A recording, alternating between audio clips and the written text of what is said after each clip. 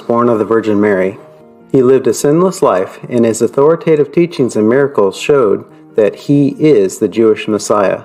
He is fully God and fully man in the second person of the Trinity. Jesus willingly endured the agony of crucifixion for our salvation. His death was a penal substitution on our behalf. Jesus' resurrection from the dead serves as a crowning proof of his victory over sin and death, and of his divinity. Jesus calls on us to turn from our sinful ways and trust him alone for our salvation, as he has offered to us in the gospel. In Jesus, believers find forgiveness, eternal life, and freedom, not just from the penalty of sin, but also from the bondage of sin.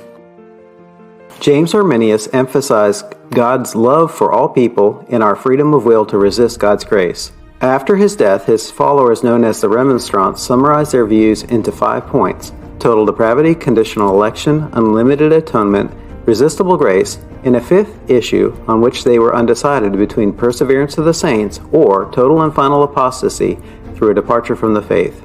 The Synod of Dort articulated their own 5 points, which are now commonly summarized by the acronym TULIP. Total depravity is the view that as a result of the fall, all human beings are born unable to trust and obey God. While unbelievers aren't as evil as possible, everything they do is tainted with sin. Unconditional election is the view that God eternally chooses certain individuals for salvation, not based on foreseen faith or works or anything better or more deserving in the person, but according to his good pleasure. Limited atonement is the belief that Jesus' sacrificial death on the cross was efficacious and intended only for the elect, and it infallibly secures their salvation. Irresistible grace is the belief that God has a unique grace which he gives to the elect alone, which is both necessary and, together with the gospel, sufficient for their conversion. Perseverance of the saints is the view that, due to God's grace, true believers will persevere in faith until the end of their lives. I'm Dan Chapa, and I'm a classical Arminian, a libertarian with respect to free will. I'm a Molinist, and I'm also a Southern Baptist. Turton Fan is a 5-point Calvinist, a compatibilist with respect to free will, and a Presbyterian. We disagree with each other on the topics of Calvinism, libertarian free will, middle knowledge, and other areas. We have been friends for many years and have learned a lot from each other, including how to debate opposing views while loving the person. We share a foundation in the essentials of the Christian faith and of love of God and his word. Here we dive deeply into the Bible and respectively present both Calvinism and Arminianism. We hope the contrast will bring you clarity and edification. Welcome to Conversations in Calvinism.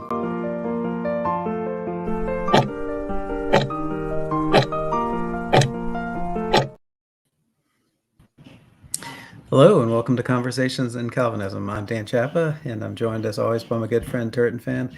How's it going, Turton Fan? It's going great. How about you? Doing real good. I've missed having these opportunities to talk, so I'm excited to be back here chatting with you, having some conversations in Calvinism. Or in this case, more conversation more in Arminianism, I would guess. Yes, conversations in Arminianism will be just fine. Yes. So this is thanks to, I think it's Richard Ellis on Twitter who pointed this out. So there was an article by F. Decker that argues that Arminius was a determinist based on a letter that is not within the works of James Arminius, but one of his personal correspondence. And F. Decker, based on that letter, argues that Arminius was a determinist. And what's cool about the letter is somewhat of a detailed breakdown of Arminius's logic on possibilities, impossibilities, certainty, and then how those relate to election and reprobation and God's providence. So I wanted to go through that letter. We can also touch on F. Decker's argument that Arminius was a determinist as it comes up throughout the letter. But I guess my main interest is the letter itself. I think it's cool. I think it's an interesting analysis. I will say this up front. We will see, but I suspect at the end of the day, a lot of determinists may be okay with it, with Arminius's logic, and just define things a little differently. But we'll see. But we'll, I guess, have a chance to launch into the letter itself. So How's that sound? Sounds great. Okay. Well, that said, without further ado, let's take a look. Okay, here, let's do it this way. So this is F. Decker's translation of the letter. So the letter is letter, what is it? 26 in the original Latin. And it's Jacob Arminius who's writing to Johann Utenbogart. Now, Utenbogart is an interesting fellow. He's an important guy from a Remonstrant standpoint, but ultimately fell away. Maybe is the best way to say it. So what happened was he got scared at Dort that he was going to get executed and abandoned the Remonstrants. So Utenbogart was a political pastor, if there is such a thing, but that's exactly what he was. He helped negotiate the Treaty of Westphalia with Spain, between Spain and the Netherlands and stuff like that. But he was also a pastor, and he was a good friend with Arminius. And he personally, my understanding from Shaft, is the author of the 5 points of the Remonstrance. So he gathered up Arminius's teaching into 5 points. But when he caught wind that some Remonstrants were going to be executed, and ultimately, I think Odin Barvalt was the only one that died, and Grotus was jailed. But he was afraid that he was going to get executed, and so he pop smoked and bailed out. So, setting all that aside, that's who the letter is to. There's wait, before I go on, any comments on that background between Arminius and Utenbogart? Makes sense. Okay. So there's a few niceties at the beginning of the letter, but I'm going to skip them because that's not the point. So let's dig into the meat. And the meat is interesting. So here, let me pull it over in Latin first, and then we'll look at the way F handled it. So what you're going to have throughout this letter, and let me see if I can blow this up real big. Can I? All right, let me do that. Is that pretty visible? Oh. Yep, that's pretty visible. You could, I think it's like, yeah. Okay, so what you're going to see in this letter is a series of tables summarizing logic. And it's going to be logic in terms of possibility and impossibility and certainty. And he's going to cover salvation and damnation. And then he's going to cover election and reprobation. And then he's going to cover the predestination versus providence. So he's going to break things down in a bunch of different aspects. So what you see is possibly saved, certainly saved, possibly not saved, certainly not saved. Now, and then he breaks it down into a full detail table. Now, what F did is he used abbreviations. So you got possibly saved, certainly saved, possibly not saved, certainly not saved. These little dashes are negations, right? They're the opposites. Although it's truncated, it actually works and captures Arminius' idea. So what Arminius is saying is, okay, so in his first table, he's got, so possibly saved, and certainly saved. This is kind of a one pair. And then the opposite is possibly not saved, and certainly not saved. So these are opposite ideas. So possibly saved, possibly not saved, not saved, certainly not saved. And then he's got not possibly, or you could say impossible. This salvation is impossible or impossibly saved. And then he's got the opposite as not possibly not saved. So what he's saying is in agreement is not possibly saved is in agreement with not certainly saved. That makes sense, right? If it's impossible for someone to be saved, then you can't have certainty that they're saved. And if it's impossible for someone to not be saved, then it's impossible to have certainty that they're not saved. So far, so good. And then he presents the exact same pairings, but with damnation as opposed to salvation.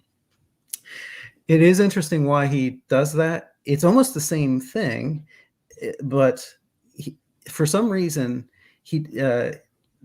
Arminius doesn't treat salvation and damnation as necessarily, I guess, mutually exclusive and exhaustive. He doesn't. Now, I'm not saying that he has like some idea of limbo or something like that, like some third state, but he wants to draw a distinction between not saved and damned in terms of his logic.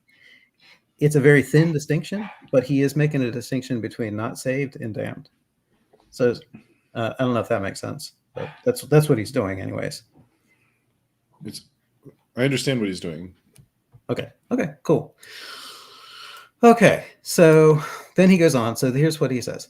You'll be able to comprehend all these things with one another from left to right, top to bottom, and see which harmonize and which don't, which is exactly what we just covered, which proceed from one another and which are equivalent. Next, to judge which of these can be properly assigned to the predestinate or the reprobate, or to neither.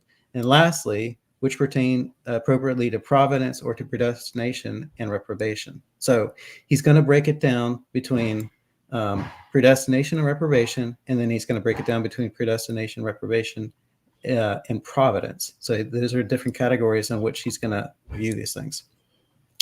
Okay, so now he sets up, this is the third one. He's saying that there's a mutual harmony in this set. So set 1, all these things, all these ideas fit together. In set 2, all these things fit together. So we'll go through those. And then he's going to give like some little definitions of them, of which this is the order of harmony. Potency to the act and its contrary. Act and its contrary. Certainty of the act and its contrary. Necessity and impossibility of the act. Okay, so the first set deals with the potency or the possibility of the act.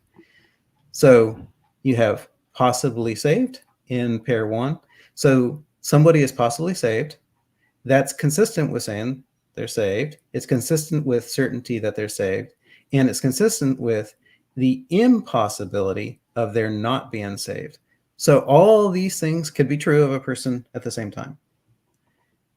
And on the other hand, all these could be true of a person at the same time, which is possibly they're not saved, certainly they're not saved, and possibly they're not. It's impossible that they're saved. All those things are true at the same, or can be true at the same time. They're in harmony. They're not contradictory to affirm those things. So that's a mouthful. And then he goes on in 3 with almost the same set, but these are in harmony as well, but they relate to the potency, the act, the uncertainty of the act, as well as its contrary. Possibly saved, not certainly saved, and not certainly not saved. So what's interesting here is what is the lack of certainty, and that's in harmony as well. So you could be actually saved, but not be certain that you're saved. So there's no contradiction in saying, hey, this person is saved. They're just not certain that they're saved. I think is probably the best way to take it. And then not certainly not saved, as long as you have both, both of those pairs. So you're not certain either way is basically the way I take 4. You're not certain you're saved, not certain you're not saved. So anyways, I don't know if that makes sense. And then you got possibly not saved is consistent with not saved. It's consistent with not certain of not saved and not certain with saved. And those can all be true at the same time without a contradiction. So far, so good. I think we're tracking so far. Okay, So now here is the first place where we're going to have controversy with Eve Decker's issue. So here's really, frankly, it's this one block is where Eve goes off track, I think. So not in harmony, and opponents are these sequence, namely, and then he says under the aspect of attribute. So basically, something can't have both of these attributes at the same time. And the first one is the point of controversy. So it's possibly saved, possibly not saved. Okay, now let's pass that one for a second. So saved and not saved, sure, no one can be saved and not saved at the same time. That absolutely makes sense. Can you be certain that somebody's saved and certain that they're not saved at the same time? No, you can't. Possibly saved, impossibly saved. Those are obviously opposed and contradictory. Certainly saved, not certainly saved. That's an interesting one. So certainly saved, not certainly saved. You can't be certain and uncertain at the same time. So that does make sense. Possibly not saved and impossibly not saved. That's definitely a contradiction. Possible versus impossible. Certainly not saved and not certainly not saved. Again, you have a contradiction between certainty and not certainly. So I think the two that frankly are most interesting are 1 and 3, where the negation is not of the opening element, certainty. Like you see how it's like certainty versus uncertainty. This isn't certainty versus uncertainty. It's certainty of salvation versus certainty of lack of salvation. The same is probably true here, the possibility of salvation and the possibility of lack of salvation. And I think the best now, so Eve Decker says this is equivalent to determinism, because he's saying, well, you can't have two possibilities at the same time, right? How, he wants to say, well, of course, a person can be saved and not saved. So he has a problem with these being opponents in a contradictory sense. He wants to be able to say both are true at the same time, right? This person is possibly saved and possibly not saved. And he wants those at the same time. And that's why he says, well, the fact that Arminius is opposing them, and if Arminius means they're mutually exclusive, then we have an issue. So before I go on, and we can go into Eve's argument itself, but before we go on, let me pause here and see what you. Yeah. So what do you think so far, both about one and about the rest of them, frankly, across the board? So this is still Arminius, right? This is Arminius. I mean, the translation is Decker's translation, but the text, the idea that one are pairs of inharmonious opponents is an opinion that Arminius is expressing, at least for consideration in this letter to his theological ally. And so in terms of trying to understand, so there's a couple of layers. So one layer would be trying to figure out why does Arminius see these as opponents and not in harmony? I think it's very easy to see how saved and not saved are not in harmony, or how certainly saved and certainly unsaved, or certainly lost would be, or certainly not saved and certainly saved. Those are clearly not in harmony. Possibly saved, impossibly, or possibly saved or impossibly saved, certainly saved, uncertainly saved. That one is interesting because of it's more difficult to say why those are inharmonious. And then possibly versus impossibly,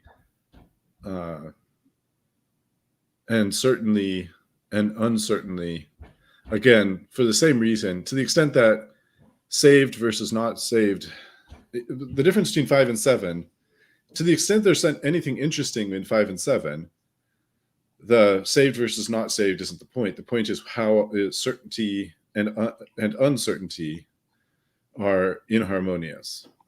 Right.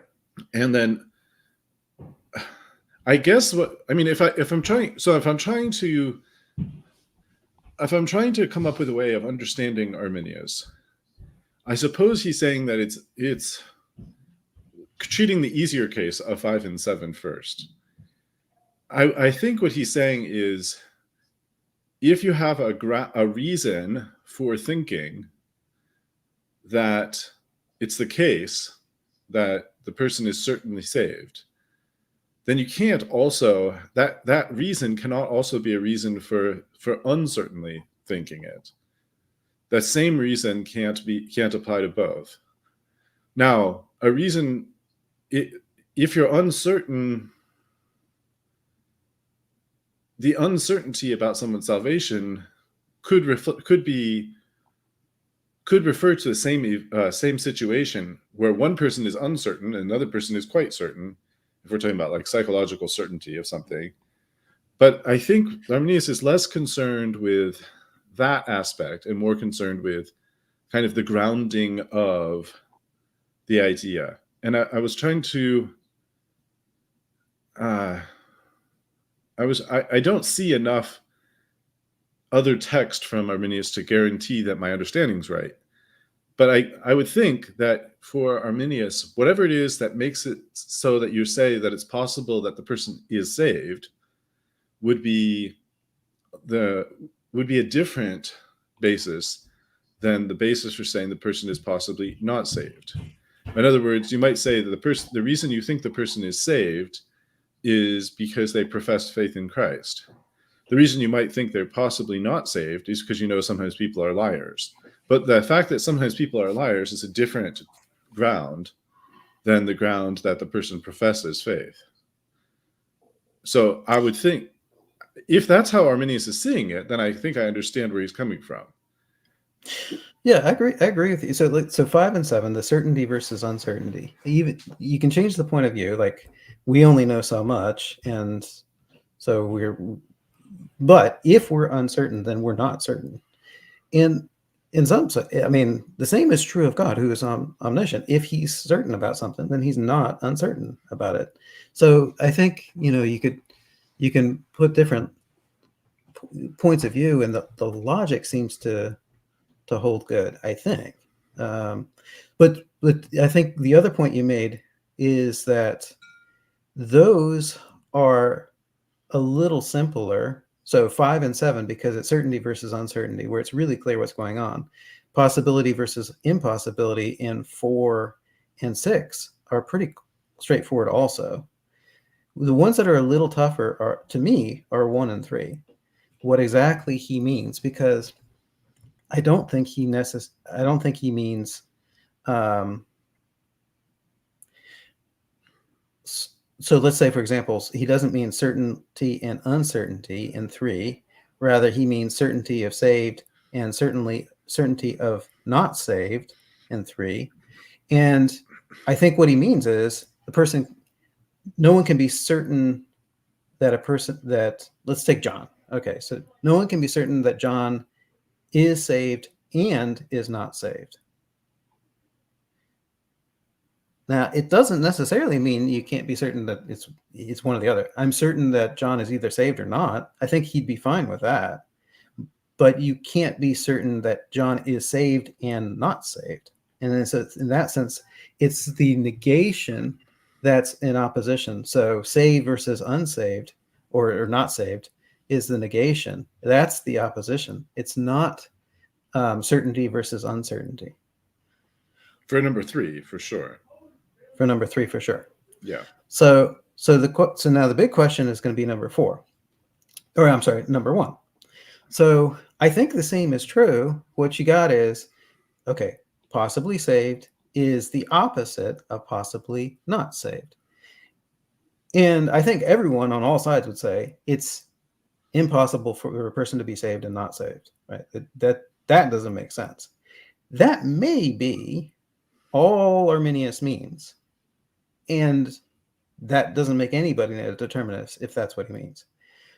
But I think Arminius means maybe a little bit more than that. So when you say somebody is possibly saved, you don't have reasons or grounds to reject the idea that they're saved. You can't rule out the idea that they're saved yet. And then when you say somebody is possibly not saved, you're not making a judgment about whether they're saved, but you're actually making a judgment about whether they're not saved. So the idea there is you don't have enough grounds to conclude that they're not saved. So I think that's the whole business that Arminius is communicating. I don't see anything that leads him into determinism yet. I think what Decker says that makes him conclude it is he wants to say that these pairs are not just negations of saved versus unsaved, but contradictions that cannot be true at the same time. Because can I say of, let's take John, possibly John is saved and possibly John is not saved at the same time? Or if I put a future on it, possibly John will be saved and possibly John will not be saved. Because if you can't, if those are contradictory, that does sound like determinism. But I'm very confident that's not what Arminius meant, and I can prove it. But Go ahead. To me, that doesn't sound like determinism, but it also just doesn't sound. It just doesn't. I don't know what sense it makes to say that that the idea of X is let's just say, let's take out the issue of salvation out of the picture for the moment and just say X, a state X. If you say that the state X is possible, that doesn't seem to be in contradiction with saying that the state not X is possible. Unless possibility and actuality are the same thing, that would entail, I suppose, some form of a deterministic situation. But I'm not sure why a person who has that idea of possibility, who has an idea that possibility and actuality are the same thing, I'm not sure why they would even divide between 1 and 2 in the first place. Well, one is the. So actually, I think he explains it. So let's see. One is the potency, the other is the act, and right. The potency to act and its contrary, the act and its contrary. So here, what I think he's actually saying, what Arminius is actually saying, is that the potency for the act is different from the potency for the opposite act. Right. But probably because the thing that's producing the source of potency would be different for those two things. Not that that both can't be present in a single scenario, but just that that you're referring to two different things. There's an equivocation if you. Does that make sense? Right. So okay. So yes. Okay. So let me see if I can recap F's concern. F feels strongly that to avoid determinism, he needs a twofold possibility simultaneously, right? So, that's his concern. Now, the reason why I don't think that's what Arminius is saying at all here is, one, it doesn't make sense. Like, we already just analyzed it. But two, I can jump ahead, if you don't mind, and show where he's affirming both of these at the same time. So we have possibly saved, possibly not saved. So let's plod forward, because I think maybe as we go into the next, sure, if we just kind of like if we have time to go linearly through the letter. Fair enough. We'll go step by step, but let's come back to this, because I think we're going to actually see some examples where he has both of these at the same time, showing what he does not mean. All he means is the negation, saved, not saved. I don't think what he means is that possibly saved and possibly not saved are mutually exclusive and contradictory. So, anyways, we'll see. But let's table that, and we'll revisit that question later, because this is F's argument, or Eve's argument. Okay, so Arminius goes on to 6. As far as from what I can see, based on 30 seconds of Googling before the episode, it doesn't seem that Yves Decker has produced much in the last 20 years. I haven't seen it, but if he happens to be watching this and he decides he wants to respond, I'm happy to hear his response and Sure. Listen to what he has to say. But for now, we're just going to treat it based on what he's already written here, which was, when was this? 1996. This was 93. I think. Okay. 93 is when Eve published. McCall published on the same topic later, but maybe we'll get there. Maybe we won't, but we can just plow through right now and focus more on Arminius. So, okay. So these proceed from one another in this way. Yes. So he's got another 2 sets. You got set 1, set 2, of which this is the order. So before we go through the details, let's go through this. As things are prior positive, so before, so when let's like a positive, like you're asserting a proposition or a truth. So, but he's giving an order. So one is before, one is after. As things are prior positive, posterior, or the second thing, or later things, can be concluded from them. Okay, so basically, this is going to be, one is going to either imply the other, or it's entailed, or something like that. But you're going to be able to make conclusions from the first thing to the next thing. Yeah.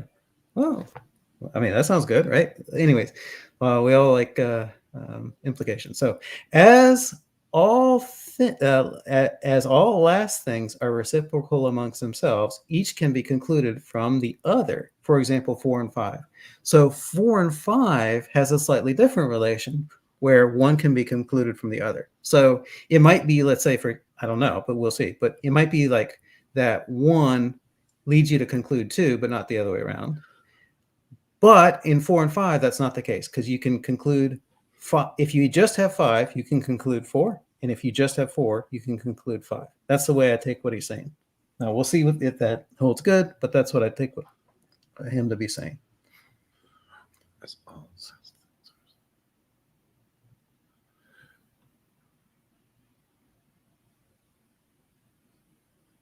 Okay.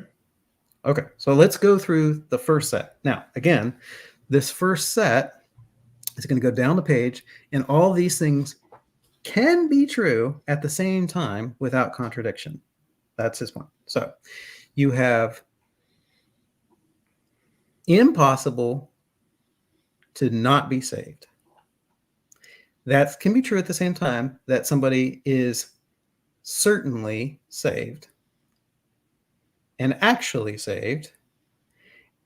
And this is the interesting one. And then possibly saved.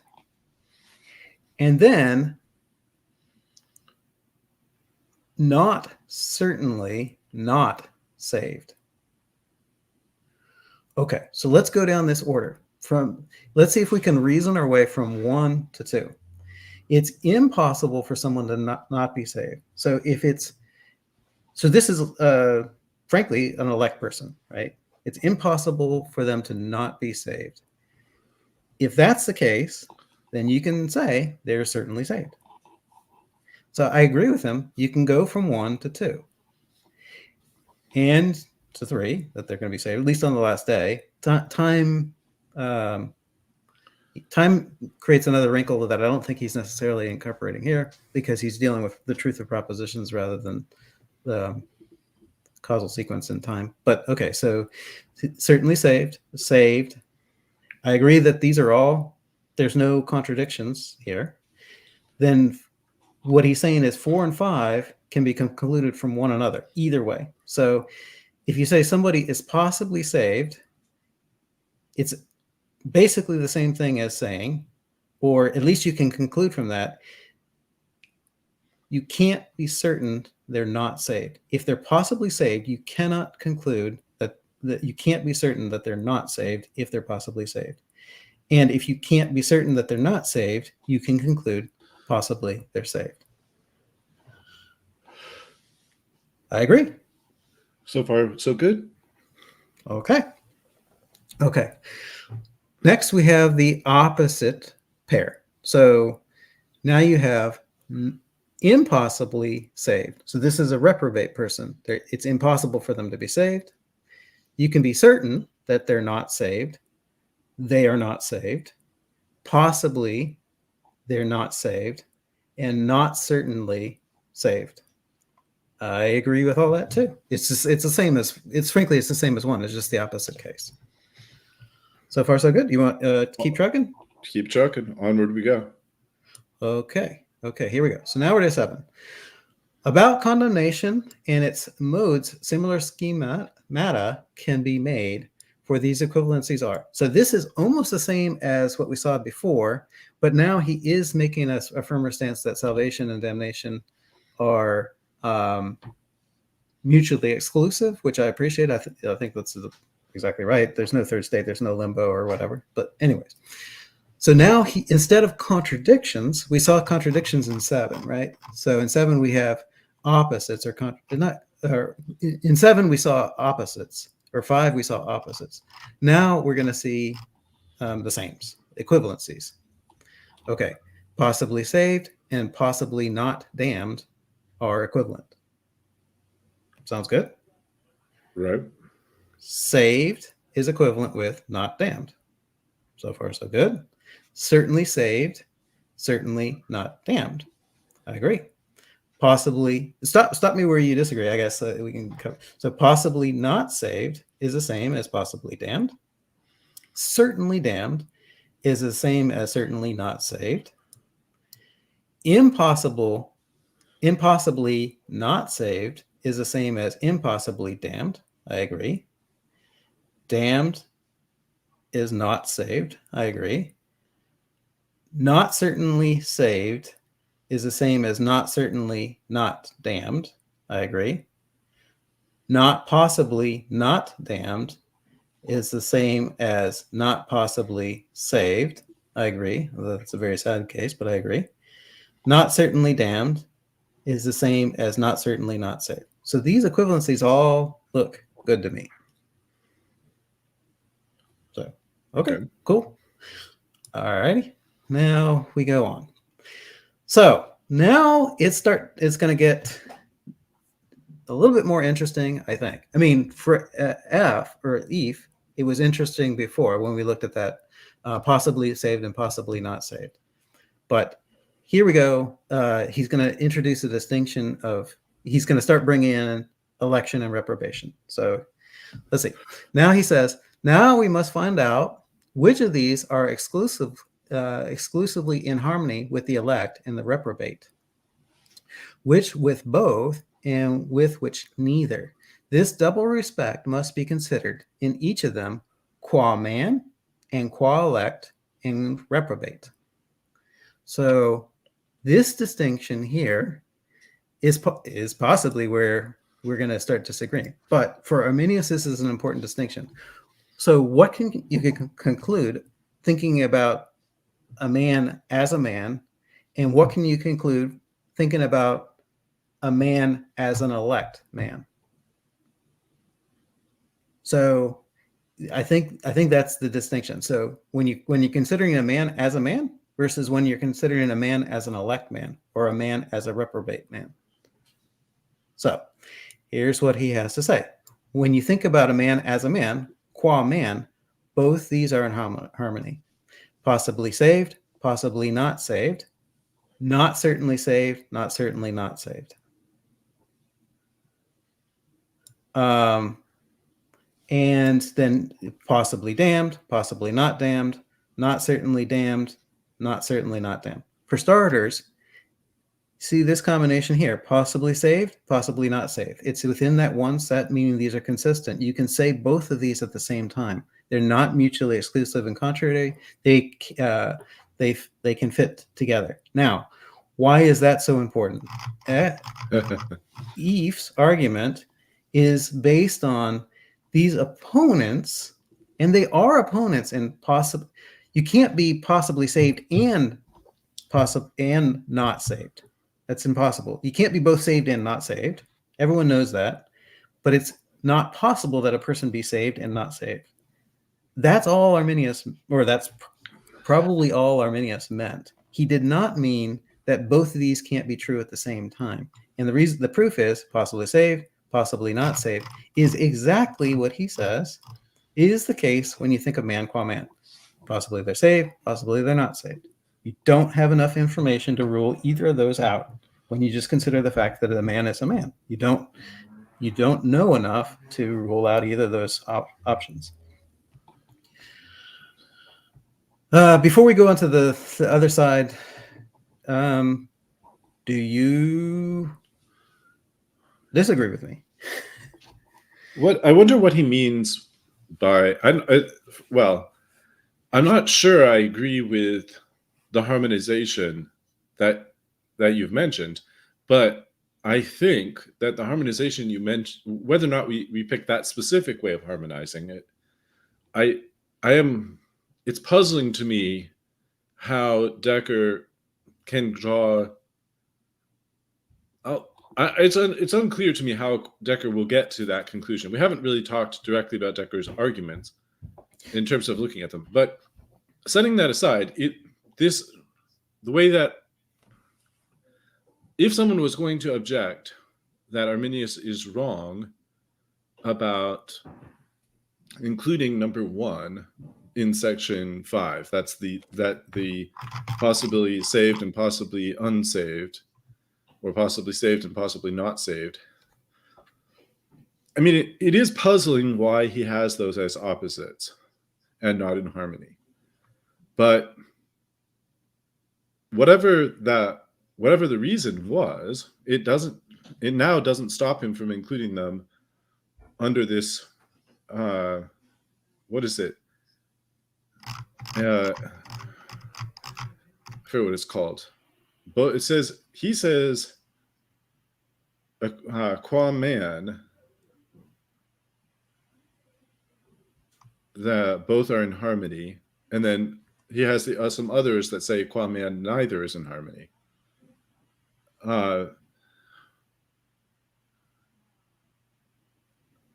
And it is interesting. I mean, I guess the question is, I think he is considering them pairwise because he has like saved and unsaved. Those on the right-hand side, number 1, under the qua man, neither is in harmony. Saved and unsaved, we see how those are not in harmony. But saved and certainly saved seem to be in harmony. And saved and impossibly not saved are in harmony. So like 3 of these are in harmony and the other 3 are not in harmony. This, and certainly saved. Yes. So this, and this all fit together. And not saved. Certainly not saved. And impossibly saved. They fit together. And impossibly saved. They fit together also. Yeah, agree with you. So it's these pairs that are out of harmony with each other, I suppose. Yeah. So looking back to the left side where he says both are in harmony, he seems to be now comfortable with saying whatever this means in terms of qua man, both are in harmony. Maybe the issue is he has changed perspectives between 5 and 7. And maybe that's what this qua man is now important. Now is allowing these things that were previously not listed as being in harmony to now be in harmony. Yeah, I think so. I think I think one is just saying the opposition is it's impossible that somebody is, or you can't have a possibility that someone is saved and not saved, But this is probably more of a disjunctive, or this person is possibly saved, or they're possibly not saved. So if you scroll up in this translation to the section right above section 3, Okay. he introduces this by saying, he says at section 3, he says, lastly, to see which pertain appropriately to providence or to predestination and reprobation, then these are the harmonies. But then if you go down to qua man,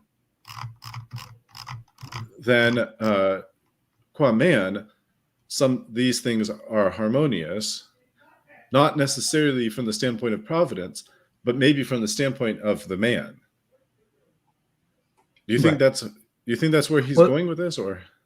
Well, I think the providence is going to be a slightly separate question. So right now, I think he's just making a distinction between qua man and qua elect man or qua reprobate man. So, okay, so it's like, what can we conclude about John?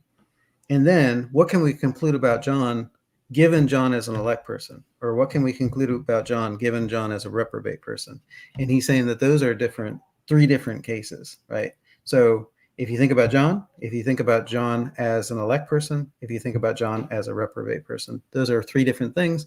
And when you're thinking about those things, you can make different conclusions. So when he's considering man in this section, the part you have on the screen, he's considering man as just a man, not as an elect man, not as a reprobate man, just as a man. Yeah. Maybe a different way to say it is like, if you put it in an order or decree sense. So let's say it's let's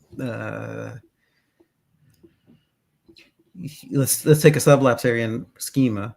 God decrees to create John, and then God decrees to elect or reprobate John. So, or God decrees to create John, he permits the fall, then he decrees to either save or damn him. So either way, infra or sub, what you got is John at a previous state, and prior to the decree of election or reprobation, you've just got John. And based on that, can you determine whether he's going to be saved or not? No, you can't. It's not enough information. You're not there yet. Because John could end up reprobate, or he could end up elect at that point, at that first step. And even if we're just considering this not from the standpoint of God's order of decrees, but just considering that all we know about, a particular man is that he's a man, then we couldn't harmoniously say that all of set 1 on the right or all of set 2 on the right is applicable to that man.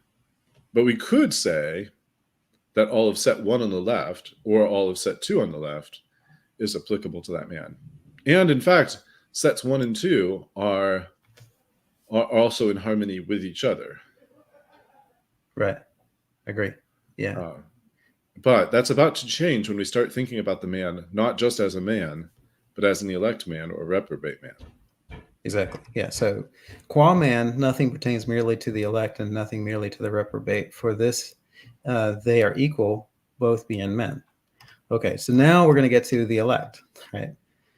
And actually, I want to say, let's look at it just real quickly in the Latin.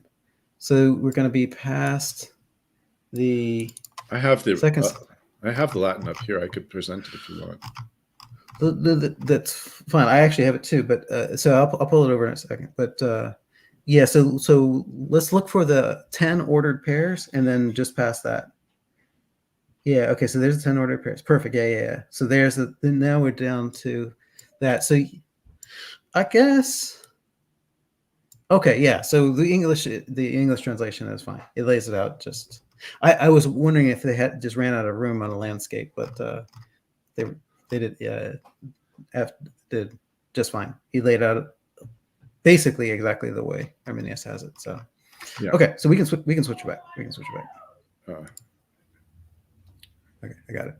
Okay, so now to the elect, he says, qua elect, saved, certainly saved, not possibly not saved, which is another way of saying necessarily saved. And not damned, certainly not damned, impossibly damned. Or, yeah, it's impossible that they'll be damned. So those are true from a logical standpoint. Once you know someone is elect, it's impossible that they're not going to end up saved. There's no other logical conclusion that you can get to from there. Now, where it becomes interesting is, is the distinction qua man versus elect man a good distinction and helpful to use? But it's true. It's none of the elect are going to end up in hell. And then to the reprobate person, he's got the same thing. They're damned. They're certainly damned. And it's impossible that they'll not be damned. You cannot. So once you conclude for sure this person is reprobate, you are at the same time concluding for sure they will be damned. It's impossible to conclude anything else other than they're going to be damned. And they're not saved. They're certainly not saved. And it's impossible that they will be saved.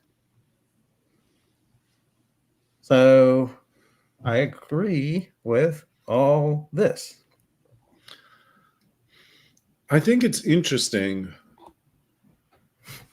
when it's the kind of thing that spills over into our other discussions when we talk about what type of possibility remains for an elect or reprobate person considered as elect or reprobate. Yeah. So go ahead. I'm listening. But I mean, he's not addressing that particular issue here, at least not yet. So I don't know if he comes up later, but yeah. So he does. Yeah. So actually, so let's keep going. Okay. So what we got? Okay. So to the elect do not pertain what pertains to the reprobate only, or these. Okay. So to the elect do not pertain what pertains to the reprobate only are these. So these are only for the reprobate. Possibly not saved, possibly damned, not certainly saved, not certainly not damned. And so to the reprobate do not pertain these. Possibly not damned, possibly saved, not certainly damned, not certainly saved. So not certainly not saved. I agree. Okay. So then, actually, before I go on, does that make sense? Like, you can't say these about the elect, and you can't say these about the reprobate. You can't say that the elect is possibly not saved. You can't say that the reprobate is possibly not damned.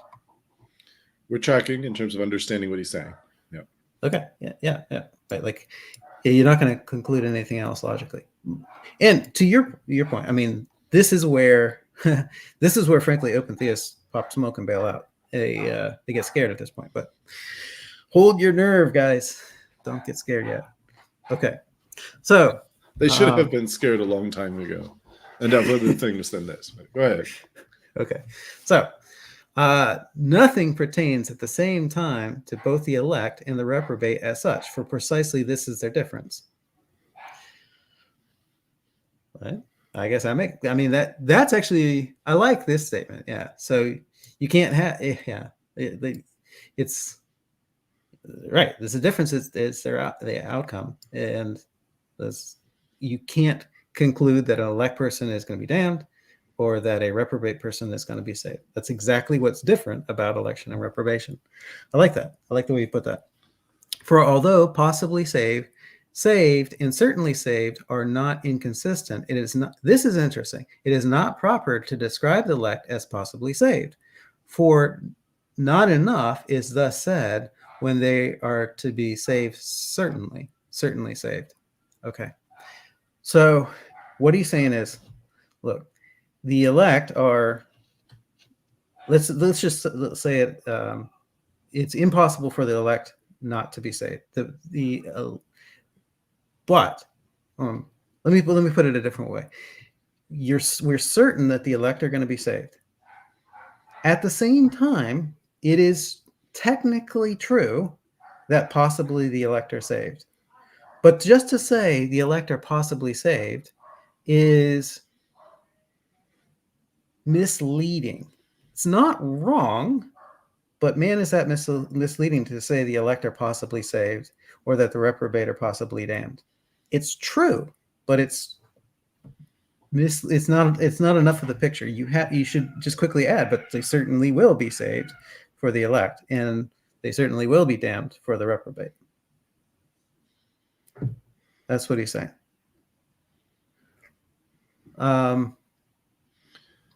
What's interesting to me is this last sentence of the section, what's labeled here as section 10.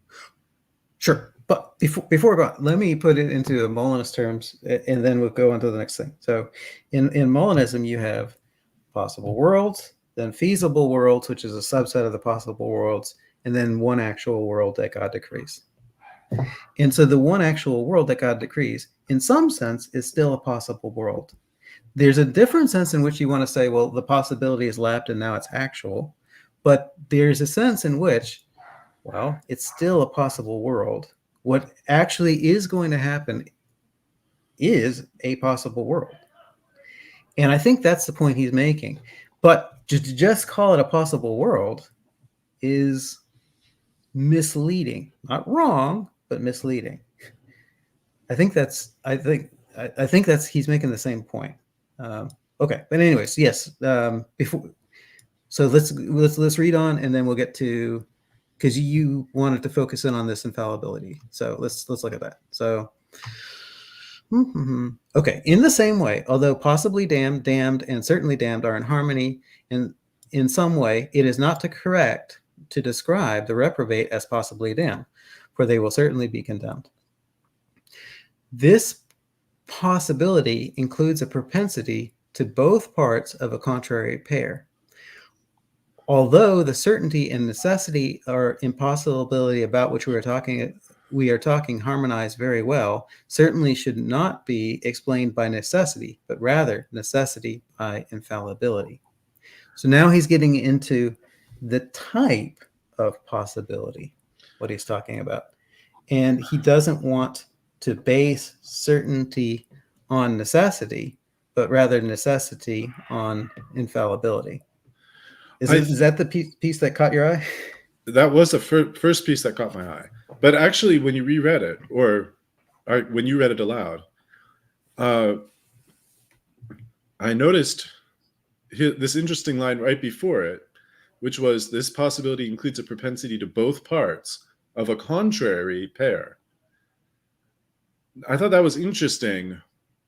What I think he means by that sentence is the reason why it's imprecise, not proper in his terminology, why it's imprecise to say that the elect are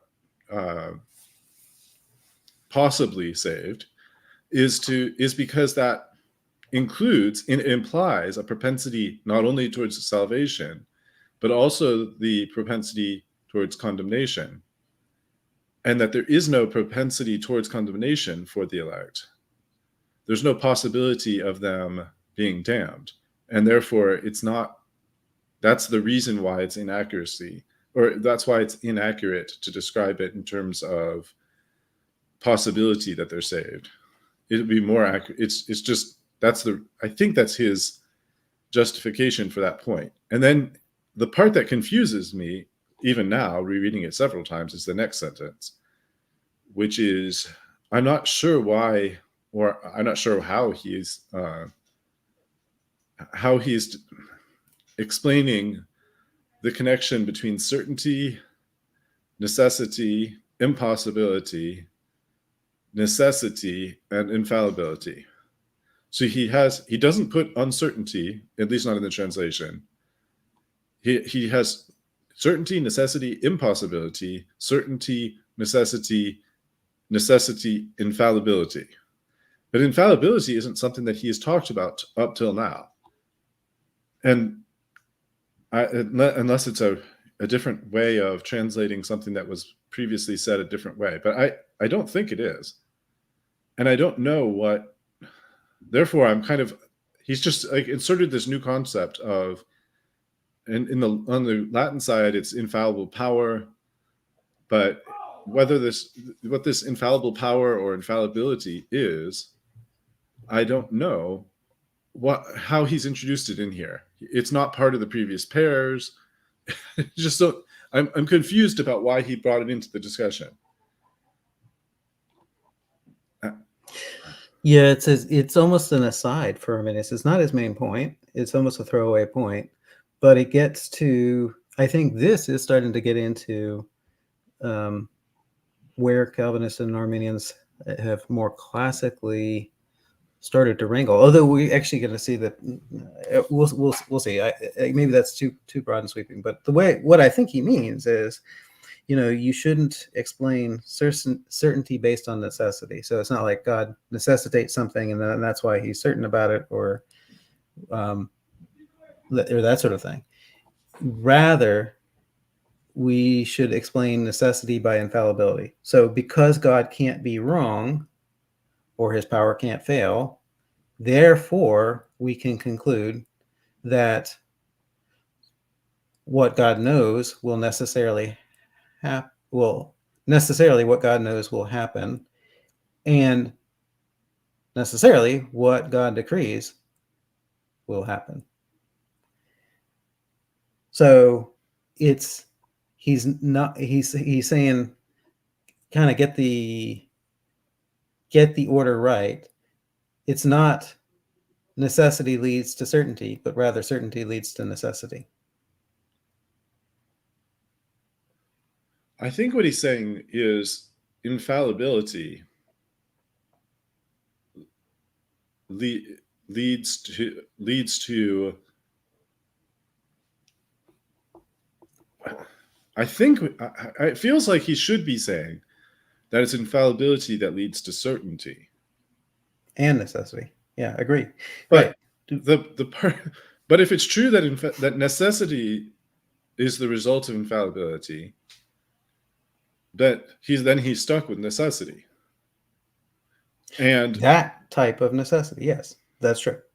And necessity, and I think when he says necessity or impossibility, I think he means that he's not introducing a new term with necessity there. He's saying not possible, impossible is the same as necessary. Yeah, he is. But that's like, for example, the sense in which the salvation of the elect is infallible. But that doesn't mean that the manner by which the salvation occurs is, strictly speaking, through necessity. Right. At least not the mode of necessity. And that's why I'm confused. Reformed, the non-Arminian Reformed authors say it that way. Like in the Westminster Standards, we don't insist that things occur, that everything occurs by necessity. Now, maybe salvation might be a little bit different than damnation, but the point is damnation is just as infallible for the reprobate. Okay, so got it. I think the next distinction that he's going to make between predestination and providence is going to be a sticking point for you, and maybe will help clarify where you're going to start to disagree with him. But for now, I'll just lodge that I think all he means is that if God knows the future, then you can't conclude. So God knows that I'm going to wear a red shirt tomorrow. You can't logically conclude that I'm going to wear anything other than a red shirt. You have to conclude I will wear a red shirt because God's infallible. And if God has predestined me to wear a red shirt, then you can't logically conclude that I'm going to wear a blue shirt or a green shirt or anything else. You have to conclude Dan will wear a red shirt. I think that's all he means. But what he's doing is he's saying don't do the reverse by saying God necessitates Dan wears a red shirt, And that's the reason why he's certain that I'm going to wear a red shirt. It's the other way around. God is certain of it. He's infallible. That's why we can conclude logically that it's necessary. So he's saying, don't flip around the order. That's all. I think that's the main point that he's making. I mean, well, I would just put one more. Do you have the Latin easily, or I can put it up if you don't have it? I got it. So where we right after 10, huh? Yeah. So so it's in the right hand column on the Latin. Let's see.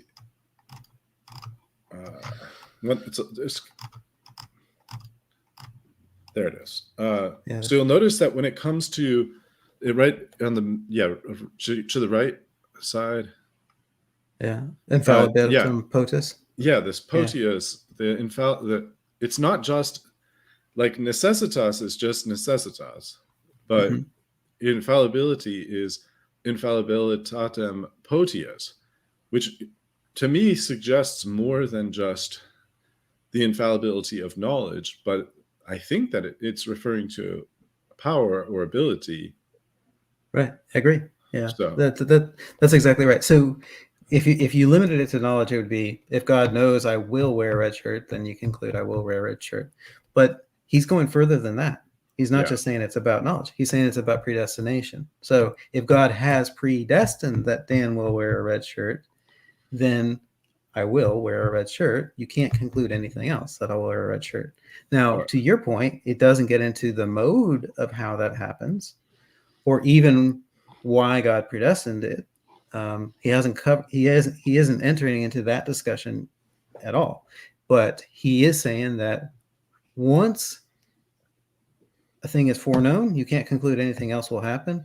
And once a thing is predestined, you can't conclude anything else will happen. I'm going to just put a pin in it because I don't want to belabor the same point. I think I've said what I wanted to say, but that's fine. I think you've also said what you needed to say, but I wanted to put a mental pin in it to come back to that idea because maybe it will come up. But go ahead, please continue. Yeah, that's fine. That's good. Okay. He goes on. So let us compare now what can be said about the elect as such in qua man, and about the reprobate as such in qua man, and it will be clear that about the same people in different respects, the same is both affirmed and denied, or said to be contrary pairs. About the elect, it is said, qua man, possibly they're damned, possibly they're not saved. So as qua man, they're possibly damned, possibly not saved, not certainly saved, not certainly not damned. And as elect, impossibly damned, impossibly not saved, certainly saved, and certainly not damned. Let me go through that one more time because that actually kind of threw me for a loop first. Okay, so this is as a man, and this is as an elect man, and he's posing those contradictions. Possibly damned, impossibly damned. So a man as a man is possibly damned. A man as an elect man is impossibly damned. A man as a man is possibly not saved. A man as an elect man is impossibly not saved.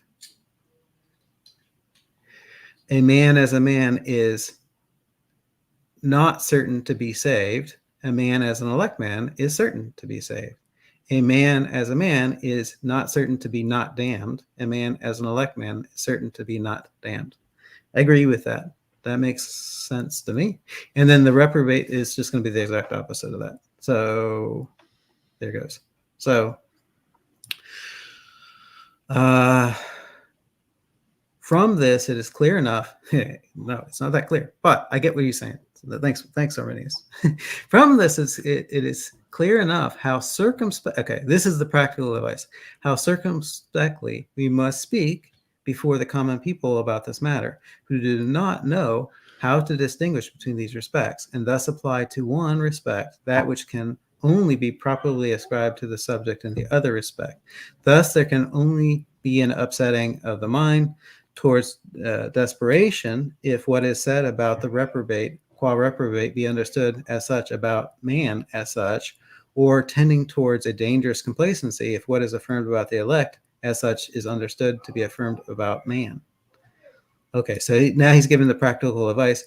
Hey, this is pretty confusing. We have to be very careful with how we say this. And you can give people, frankly, despair or overconfidence if you say it the wrong way.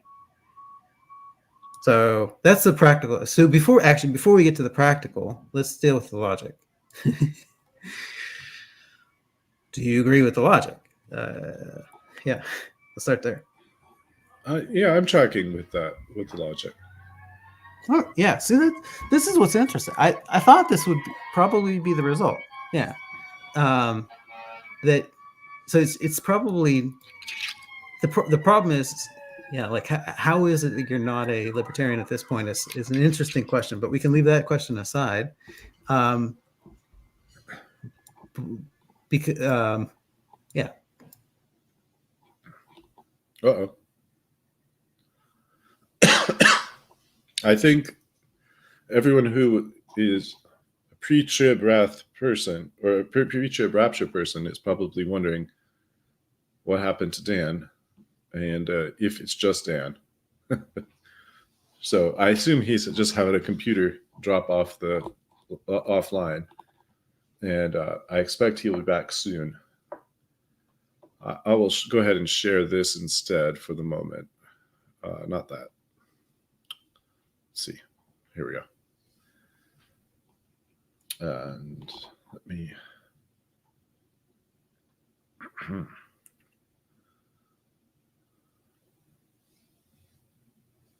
See if I can find the right section. So I do agree with the idea that it's important to speak circumspectly, and I'll take advantage of Dan's absence to say that I do have concerns about certain groups that are out there that one of which uses 101 in its name, that have a tendency to appeal to the masses in ways that are confusing and trying to cloak their material in the outfit of philosophical categories or logical categories, but in a way use them in an inconsistent way that actually just confuses people. And I don't know whether, specifically if what they're doing is to cause desperation or complacency, but it's to imply generally that the other side should cause desperation or complacency. And yeah, let me go through some of the comments while I'm waiting to see if Dan will return. He said he'll be right back. So anyone who was hoping that was the final trumpet may be disappointed. But let's see. Let me go through some of the comments that are here. No time for that. Well, looks like Dan's coming right back right now. So good to see you hear the barks. And welcome back, Dan. I'm going to throw my laptop in a wood chipper after this episode. So giving it the Fargo treatment. Yeah, that's right. So you were sharing before, and I'm sharing at the moment the same thing that you were sharing before. But if you want to control it, feel free. I mean, I don't know. You can't control my screen directly, but if you want to reshare so you can recontrol, please go ahead, and whatever's convenient for you, basically. If it's more convenient for me to just share it, I can do that too. You can just tell me, scroll to the next page. We look like we're getting closer to the end, but we're not quite there. Oh, I don't hear you because you muted yourself. Let's see. There you go. Now you're back. Yeah. Okay, cool. Sorry about don't No know. worries. Okay, so let's finish off this thing. So the paragraph for 11. So okay, so actually, I was actually just about to ask you. So you agreed with the logic. So now it's the question of what about the practical advice? Is this? I think it is confusing. So I think I think I agree with his call to precision and the dangers of speaking imprecisely, which I applied to a specific other channel out there, which I only identified by the numeric three numbers at the end, which is 101, which I think sometimes tends to confuse people. But anyway, aside from taking pot shots at a particular group, I do agree that there is a possibility if people don't think things through carefully of leading to confusion, possibly towards desperation or dangerous complacency.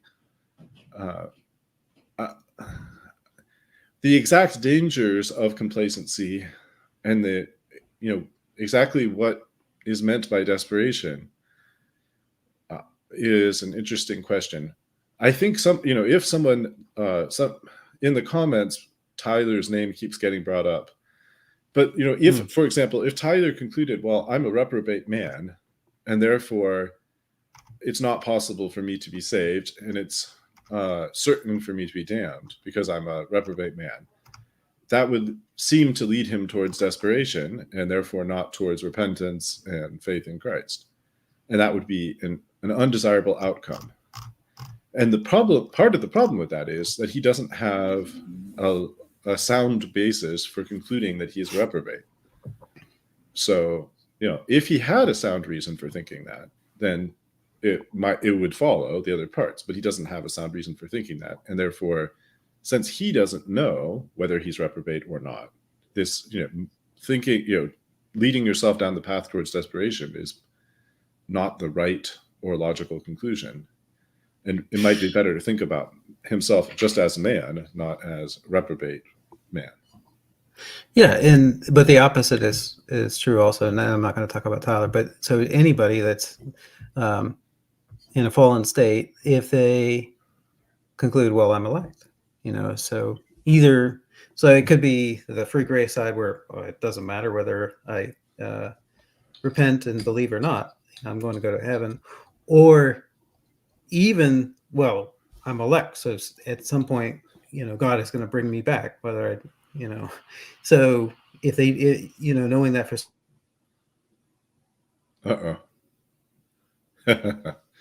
I think Dan froze up again.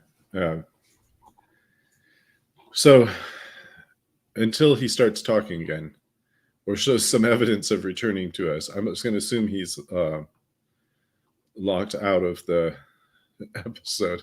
If he comes back, I'll bring him back. Let me try to take a crack at some of the other comments while I'm waiting. So thanks to Michelle Cherie, KJV. Good to see you as well. And good to see you, Patrick. Nice to see you, Algo, OPC. Good to see you, Discerner. Discerner says, I could never find security in a God who would deceive me into thinking I was a Christian for a time just to pull it away in the end and show me I was a vessel of wrath. Anyone's faith could be fake.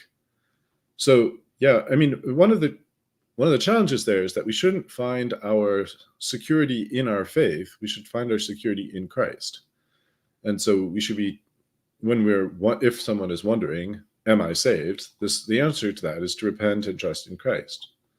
And if you have a concern that you might not be saved, then you should trust in Christ. And if you are sure you're saved, you should still continue to trust in Christ. In other words, complacency, that Arminius identifies here as dangerous, is something that shouldn't be the case for Christians. You can read the epistles of Peter or the epistle of James for some more practical advice on that point. But the idea is, just because you believe you're saved, that should stir you up to good works. It should stir you up to greater virtue and so forth, to which we're called. and not to just resting on your laurels and feeling like, well, if I think I'm elect, therefore, if I'm elect, I'm certainly saved, and going down that path. Let's see. There's some more discussion of Tyler from various standpoints. It's remarkable to me. Oh, there's Dan coming back. I'll just put a pin in where the comments, how far I've reviewed them so far, so I can come back to that point. Welcome back, Dan. Thank you. At first, the first time you left, it became a question of whether you had gotten raptured out of here. Now I think we're certain that there's not multiple raptures, and so we're good for you to be here. Where we were is talking about this dangerous complacency. My question is, assuming that assuming that you're good on oh, that's cool. Does that mean you can still see the old comments that are before you arrived? Okay, perfect. Yeah. That's good to know. Go ahead. We can move on the So, but we can move on that. So we want to start with the next paragraph from these points. Okay, so from these points also, when properly distinguished, safe means of support appears for answers to confute objections of adversaries. I think that's just kind of a throwaway, but okay, the 12th point. Okay, this is interesting. To me, okay, so lastly, it must be considered which of all of these pertain to providence and which to predestination and its opposite reprobation, from which providence is distinguished. So usually the way I understand that to be, at least in Calvinist circles, is you got predestination or reprobation, and then because providence is kind of basically the how, or at least addresses the how of God's predestination comes about. So providence has more to do with what's going on in time. Predestination is more of the plan from eternity. So anyways, we'll see if that holds good in what Arminius is up to, but that's roughly the way it's, I think it's spoken of, and I think that's what Arminius has in mind. So to be attributed to providence, based on just analyzing God's providence, somebody is possibly saved, possibly not saved, not certain to be saved, not certain to be not saved, and then possibly damned, possibly not damned, not certainly damned, not certainly not damned. But property predestination is salvation, certainty of salvation, and the impossibility of not being saved, or on the reprobation side, or which is actually the same as not damned, certainly not damned, impossibly damned. And reprobation is the opposite. Damned, certainly damned, not possibly not damned, not saved, certainly not saved, impossibly saved. Here, I suspect we're really, really, really going to disagree, but I could be wrong. Before we go on, do you agree with what he's saying, this distinction he's making of the analysis of providence versus the analysis of predestination? Well, I think I follow what he's saying. Whether or not I would accept it, I'm not sure. But maybe I would. I'm not sure about that. But I would say maybe I would have some different... I might want to give more nuance to providence rather than just one blanket. There's no... to me, it's a bit odd because providence seems like it must be logically subordinate to predestination and reprobation, because providence is means to an end. So how can it not be logically subordinate to it? And therefore, it seems as though the distinction that he's making, where he's separating providence from its end, it's an odd distinction to make. I'm not saying it's impossible analytically to make such a distinction, but I do find it an odd distinction. Well, it's kind of like, what's the outcome, and then how do you get there?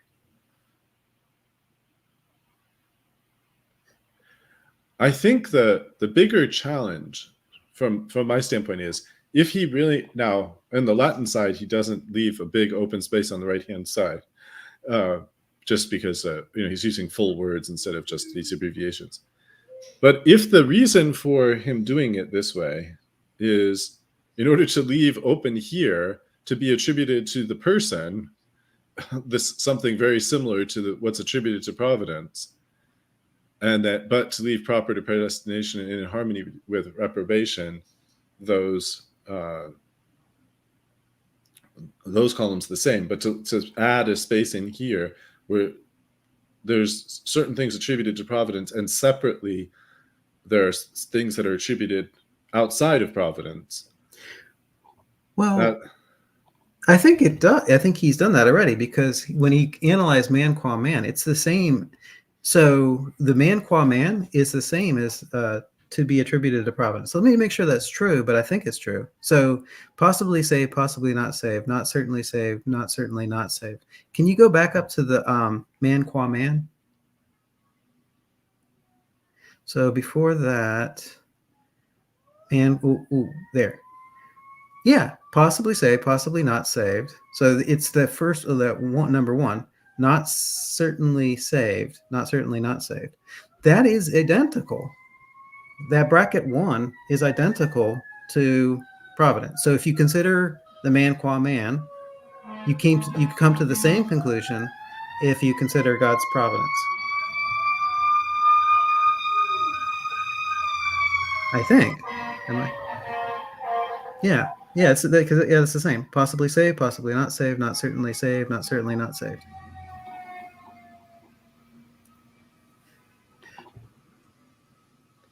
In other words, neither one of those, just considering the man as a man, they're just considering God's providence of how God gets to his predestined end, neither one of those is enough information to rule out salvation or its opposite.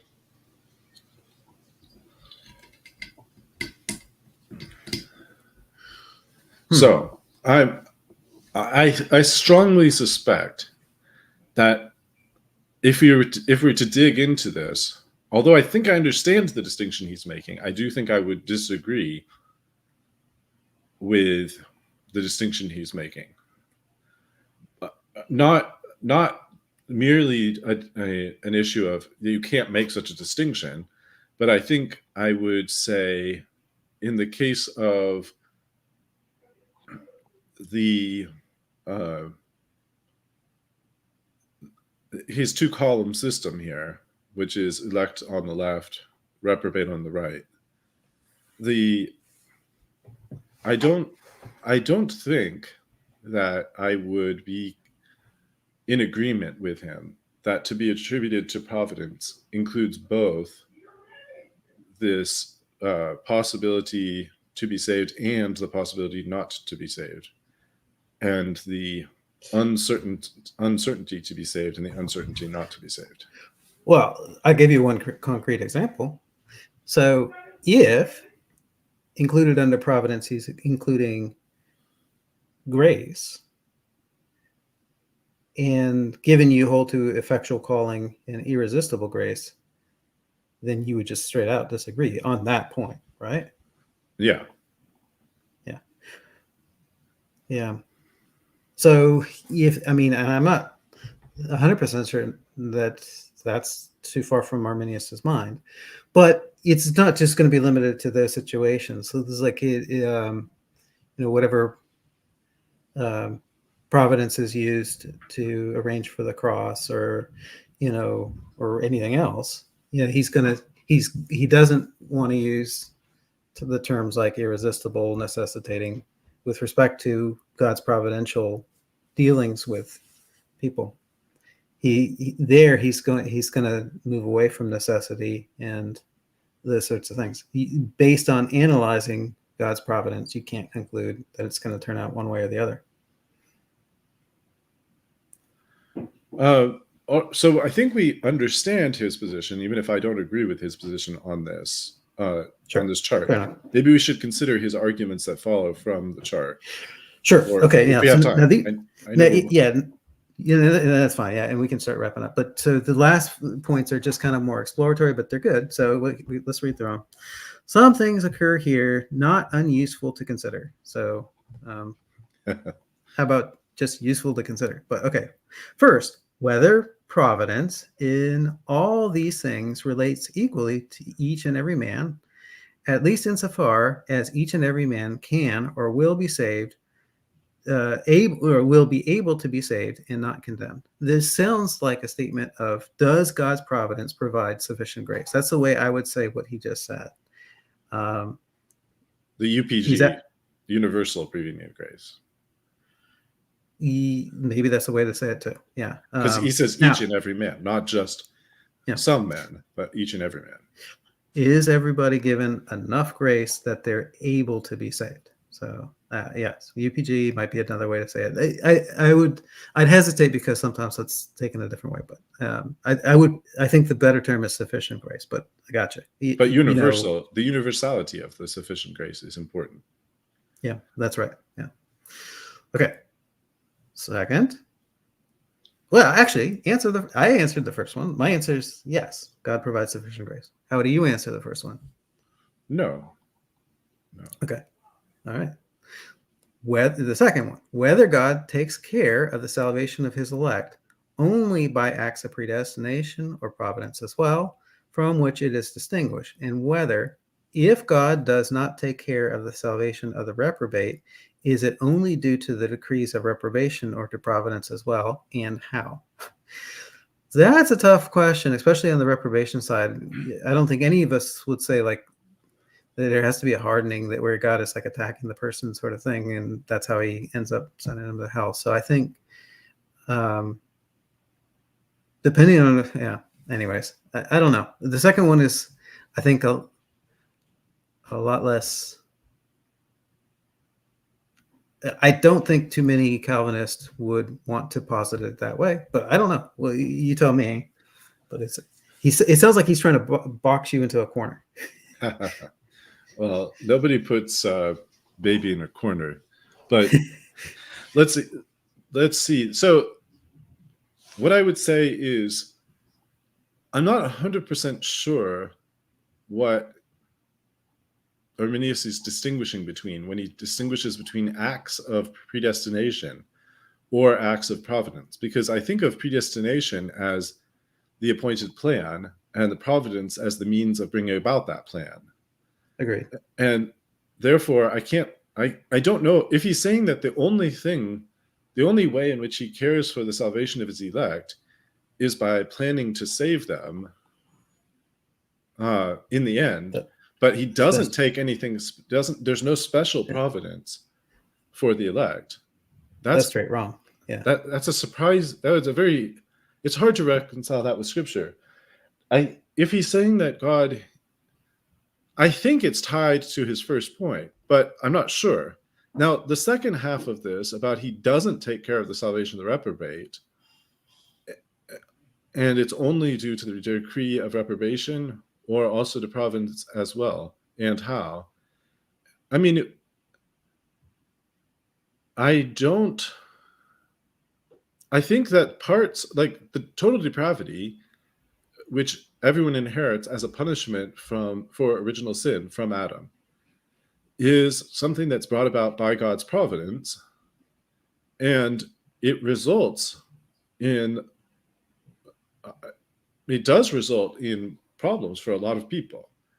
So to say that when he says God does not take care of the salvation of the reprobate, and it's only due to a decree of reprobation, but not of providence.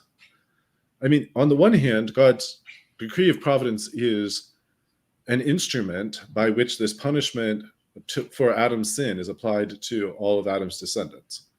On the other hand, it's also by God's providence that the outward and ordinary means of salvation come to many of the reprobate as well. And the difference between the reprobate and the elect in those cases is just God's grace that isn't given to the elect, that isn't given to the reprobate, but is given to the elect. So that the entire difference between the elect and the reprobate is of God. But I don't see how I can't see how you can separate that out from providence.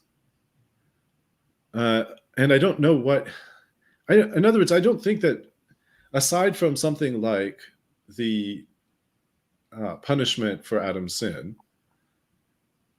I don't see how we would say that God needs to do anything further to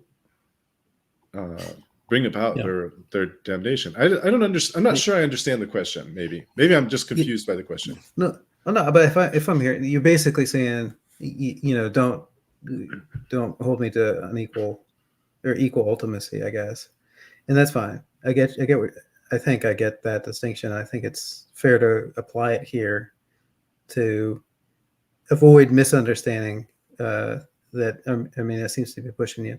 I don't think the second one is a great question. The third one is, I don't like the question either, but I understand the question. So, and a lot of people posit this question. Frankly, it has little or nothing to do with what we just read. But okay, here's the question: if to some the decree of providence denies the means sufficient and necessary to their salvation, how can they justly be condemned?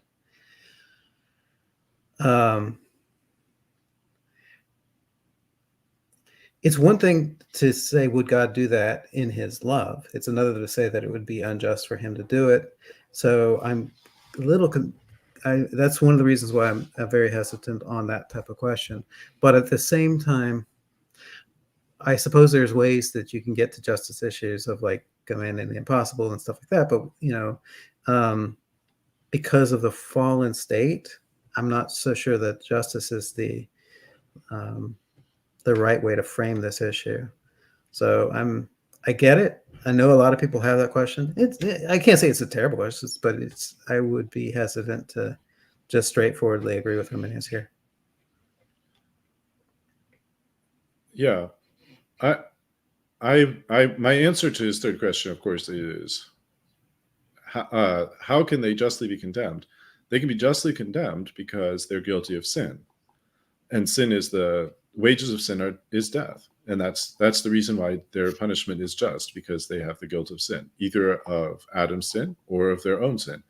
And almost for everyone who is able to comprehend this debate, they have their own sins that they need to be worried about, even if there was no sin. Even if Adam's sin is totally set aside, they still have their own sins to worry about, and that's enough to condemn them.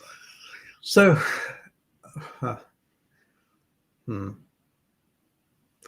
so we're getting to the final hour, and we're going to start to disagree on stuff. So the way I see it is this: that in the garden, Adam fell, and when Adam fell, God promised him salvation through the seed of the woman. Right there in the garden. So there was a plan of redemption right there. Now, God didn't have to do that. God could have sent Adam directly to hell. If God had sent Adam directly to hell right there in the garden, right after he sinned immediately, without any plan of redemption, there's no injustice on God's part. He could have done that. But at the same time, no one else would have been damned. So now the tougher question is, can God damn, or would it be just for God to damn somebody without giving them an opportunity for salvation, based solely on Adam's sin, without any consideration of personal sin, is a much more difficult question. But I'm going to set that aside. But the way you just said it, I'm not 100% sure I agree with you. I do agree that we are condemned in Adam because that's what Scripture teaches. But I also agree that we are justified in Christ, and that we have an opportunity for salvation. So, having each stated our point, let's go on to the fourth one. okay. Whether and how then does God take care of the salvation of some by decree of providence, of which salvation he does not take care of by decree of predestination, and to whom his decrees condemnation by a decree of reprobation? Okay, let me read that last bit because I understand the first part, but and to whom he decrees condemnation by a decree of reprobation. Okay, so this first point, actually, I just recently saw some post from somebody asking Dr. Engelsmith. I'm not sure. Who's that Dutch reform guy? Engelsma? Yeah, that's it. That's a guy. So he said kind of almost as bluntly as that God gives people enough assistance to make them responsible for what they do, but not enough to actually save them. I think he literally said it that way. Like, all these little nice things that God does for them is just enough to hold them accountable and punish them, but not enough to enable them to actually be saved. I think that's a fair summary of what he said. And I think that's what Arminius is saying here. So via God's providence, is he giving people enough help? So does God take care of the salvation of some by decree of providence, of which salvation he does not take care of by a decree of predestination, and to whom he his decree of condemnation by a decree of reprobation? Now, the opposite point is that God enables somebody to actually be saved who he doesn't predestine to be saved. And I think even Arminius would say that. So what about his question? So in that sense, yeah, he does. God does take care of the salvation of some by decree of providence, of which salvation he does not take care of by predestination. My answer to that is yes. But his question isn't a yes or no. It's a whether and how. Whether and how does God take care of the salvation of some by the decree of providence, namely the reprobate? Does God take care of them? I guess the whether part is yes, but how does God do that is... Yeah, so from an Arminian side, we're going to say sufficient grace. From your side, I think you might say common grace. From Engelsmith's side, he would not even use the term common grace, I suspect. I wouldn't use the term common grace to refer to taking care of someone's salvation. But I would say that, in fact, I would just say the short answer would be God does not take care of the salvation of those by a decree of providence that he's contrarily not decreeing their condemnation and not decreeing their predestination.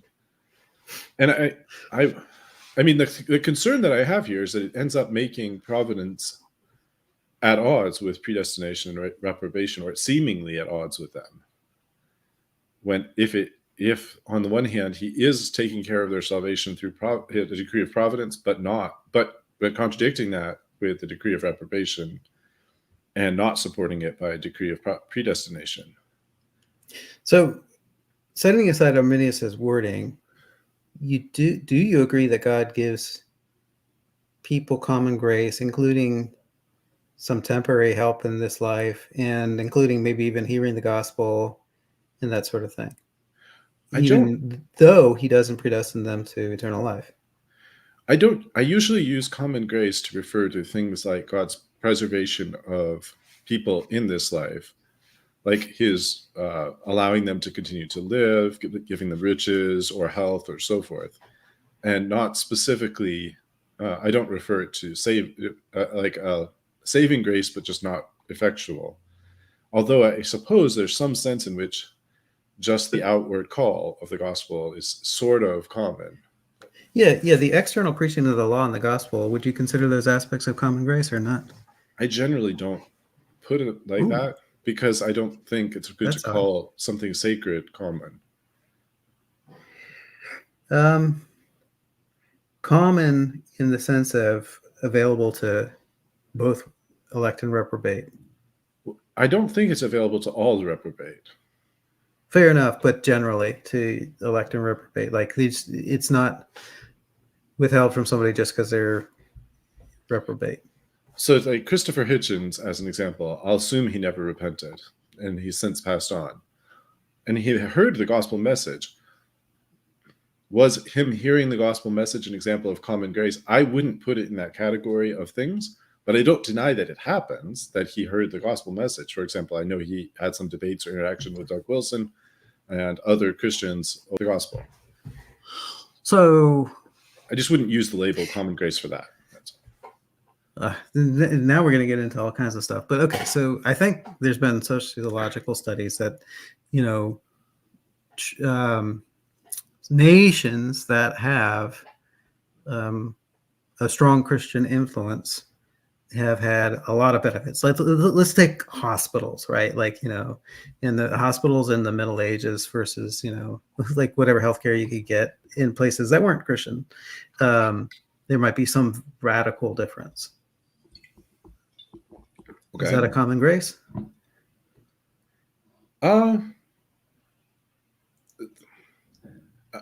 Yes. I suppose the answer is yes. Yeah. Okay. All right. Well, okay. So, anyways, we can move on. I was just curious. I'm reminded of what Paul said when he in Romans, where he says, "What benefit is circumcision then? Much every way, because to them belong things like the oracles of God. They have the law. Having the law is a good thing. It's not enough in itself to save a person, having the law, but it's good to have the law." And, you know, I would put, there are things that are blessings that are not, that don't automatically save anybody, but they are blessings that God gives not only to the elect, such as, you know, like hospitals and other, you know, other blessings that, like even the blessing that he would have given to Sodom and Gomorrah had there been 10 righteous people in the city. So that would have been a blessing that wasn't really deserved by the other people, and that God would have extended to them had there been 10 righteous people. But I mean, it's not a great example because it wasn't given. But the point is that ultimately the point is that there are these ancillary benefits to people who are not necessarily the elect themselves that do accrue to them. Calling that common grace, I mean, I think many theologians would say that is considered common grace, but whether the label is there or not, I'm not sure. I'm not sure the label is the key point. But well, yeah. So I mean, I think maybe we're using the label different ways. Like I said, I see the label as applying to, like, who does this apply to? Both the elect and reprobate. Maybe not all the elect, maybe not all the reprobate, but it's generally, and it's not distinguished on that point. So that's what I mean by common. The opposite being particular, right? And whereas when you say it in terms of common versus sacred, I get what you're saying. Like, you don't throw your pearls before swine or whatever the case might be. So, anyways, let's go on. We're almost to the end of Arminius's letter here. Fifth, how can providence be said to be necessary and sufficient means to prepare for eternal happiness if no creature having a capacity for eternal happiness is able to reach it by that means? Right, exactly. That's the Inglesmith point. We do suppose that nobody will be saved except by an act of predestination, right? So, yeah, that's a good question. It seems like a problem. If it seems like a problem for the system of Arminius, is that what you're saying, or? No, I think what he's ultimately saying is that basically Calvinists shouldn't use the term sufficient grace. But Calvinists do believe that people through providence, Calvinists don't say that providence just makes it merely possible. Yeah, exactly. So he basically is saying that, yeah, Calvinists shouldn't believe in sufficient grace. Necessary and sufficient. Yeah. So, like I said, Inglesmith's point was it's sufficient to condemn them, but it's not sufficient to save them. So, but he's saying that yeah. if the providence, how can it be said to be the necessary and sufficient means if no creature having a capacity for eternal happiness is able to reach it by that means? But Calvinists say that all of the elect do reach it by that means. Yeah, that's true. So I think the problem is, I think the problem that he's posing is actually for his own system, a puzzle for his own system. No, it's not. He's basically pointing out that common grace isn't sufficient grace, because in addition to common grace, the elect get irresistible grace, right? So it's able to reach it by that means. So the elect reach it, but they don't reach it via common grace. They reach it via effectual grace. I mean, maybe we just have to agree to disagree, but I think he's posing this as a problem for his own system, and specifically this distinction between providence and predestination that he offered earlier. Well, let me hear you one more time. Maybe I'm mistaken, but can you run that by me? Sure. So if you remember from earlier, when he said these things are attributed to providence and these to predestination, okay, he's saying providence can put someone to where it's possible for them to be saved, possible for them not to be saved, not certain for them to be saved, not certain for them not to be saved. But as far as what makes them certain to be saved or not possible not to be saved, that belongs to this decree of predestination, distinct from a decree of providence. Agreed. Okay. And so what he's saying is providence only gets you to the possibilities. The actuality is from a separate decree, a decree of predestination.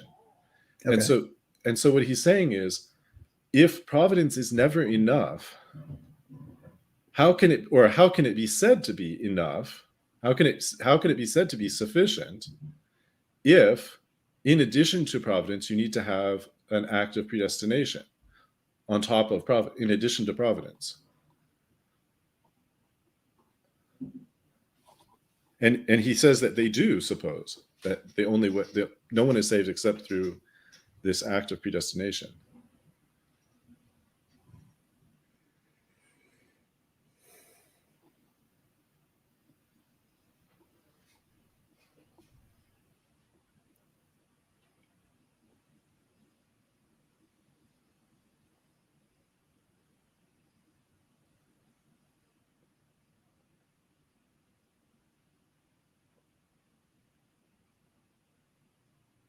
So that sounds congruous. I get what you're saying. Yeah.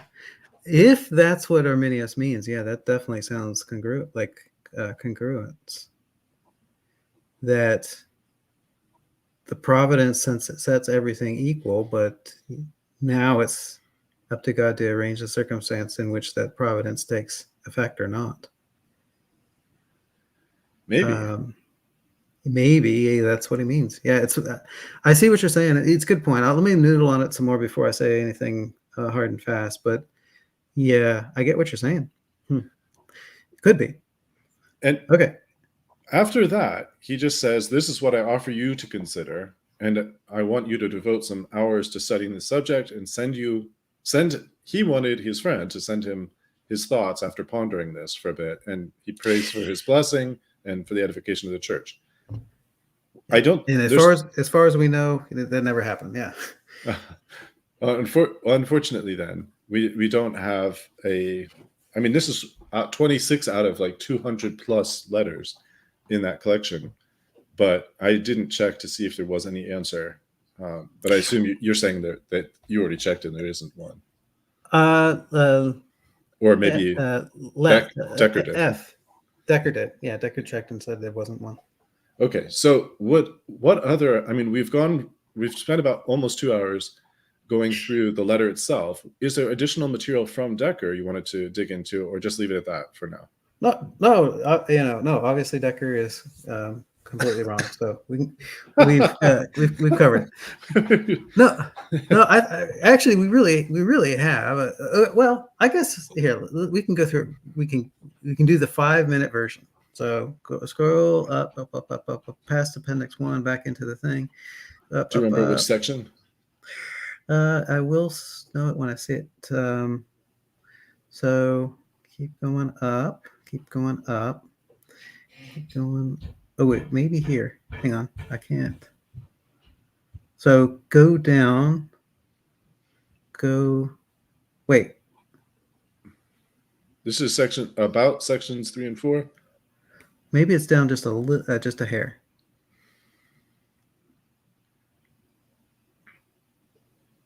No, go back up. Maybe. I'm sorry. Hey, let me get my copy up, then I can tell you for sure. Let's keep going up. Yeah, go up. For Arminius, certainty and necessity are equivalent. Yeah, I'm not sure that's true. Yeah, keep going up. Okay, so go up just one more page at the bottom. Yeah, go to the next page up, and then we'll read to that point A. Okay, here we go. So pair 1 is the interesting one, where they're opposites: possibly saved and possibly not saved. So, what kind of opposition is meant by Arminius when he says that the sequences are opposed? That's a great question. I think the way he answers it is going to be where I'm going to disagree with him. The answer is most explicitly in sequence 2, it's contradiction. Sure, in sequence 2, it is contradiction. You can't be saved and not saved, right? So, but that doesn't mean that's the same in sequence 1.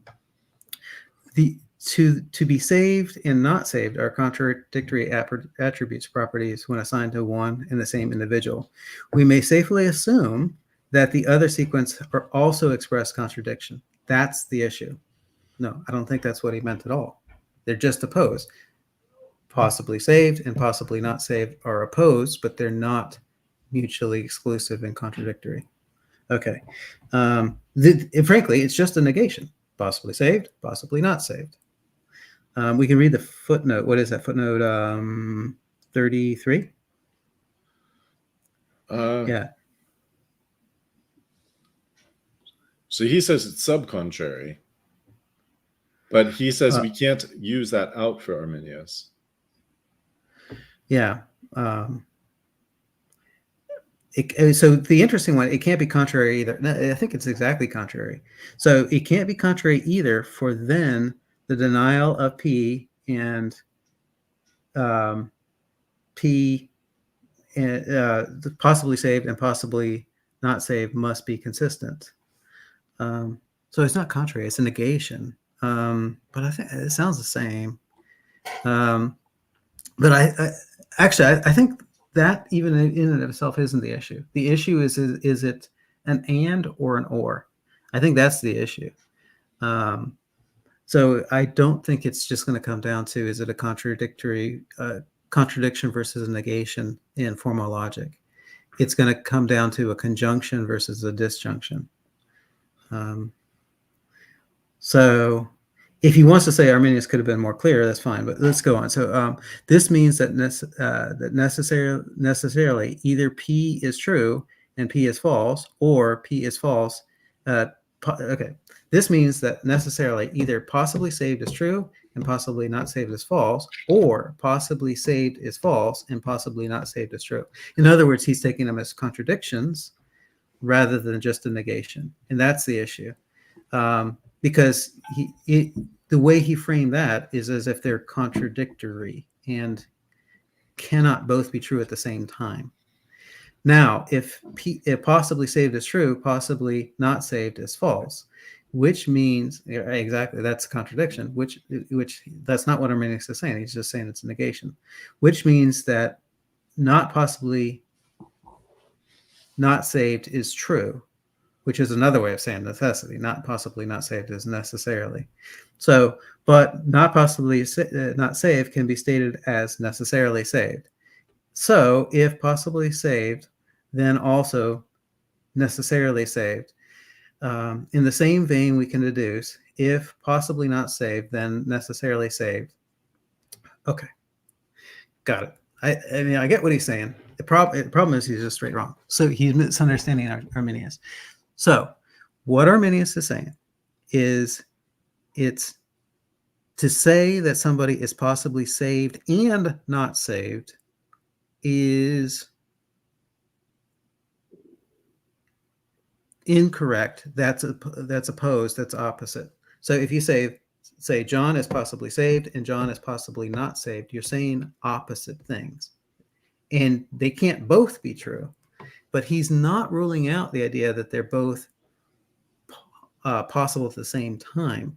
The reason why I know that is what he says in the qua man section, where he actually says these are in harmony, possibly saved, possibly not saved. So Arminius is okay with that idea. What Arminius is not okay with is the saying that somebody is possibly saved and not saved at the same time. That's definitely not possible. So when Arminius says that there's an opposition between saying somebody is possibly saved and someone is possibly not saved, what he means by possibly saved is you can't rule out the idea that John is saved. You can't rule out the idea that John is not saved. Those are two different things. They're opposed in that sense, and they're opposed in that they can't be true at the same time. That's all Arminius means. And if Arminius meant more than that they're actually contradictory, he would contradict himself. Now, so I'll pause there. What's going to be interesting is when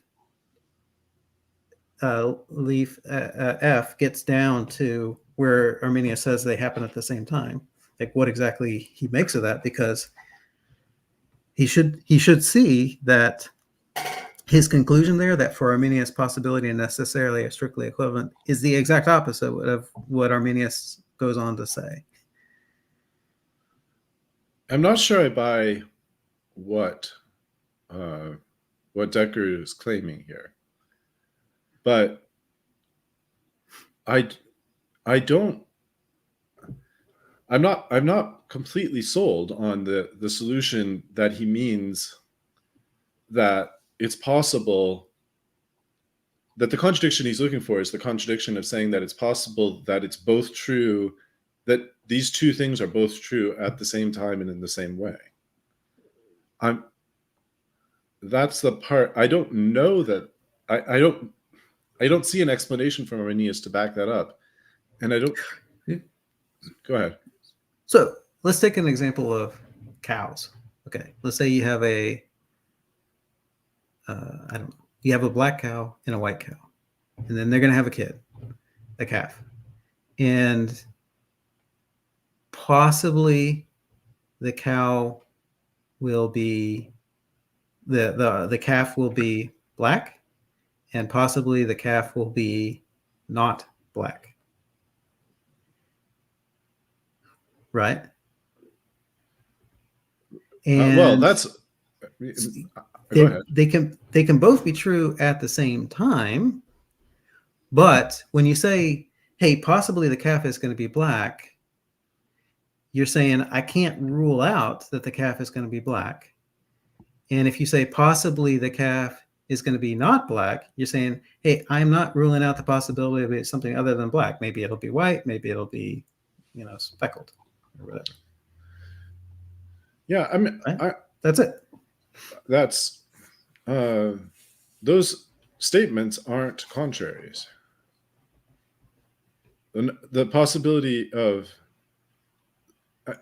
in other words, the possibility, saying that it's possible that it's black and saying it's possible it's not black, those aren't contradictories. They're not contradictories, right? That's the point. From a certain perspective, they're not contradictory. Now you sound like a Jedi. So, like, like from our perspective, after, let's say after conception, the calf is already in there. It's already a color. For us, epistemically, it's still possible one way or another. We don't, because we don't know. Although in fact, it's not possible one way or another anymore. It's only actually one way or the other, because it's already been, brought about. The coloration has already been brought about through the processes that produce the color. I assume. I don't know that much about cow colors, but my concern is, it's not very clear to me what I understand the idea that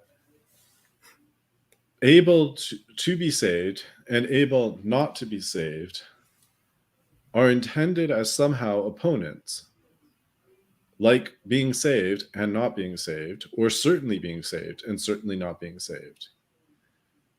But I don't like Decker's solution, and I'm not sure that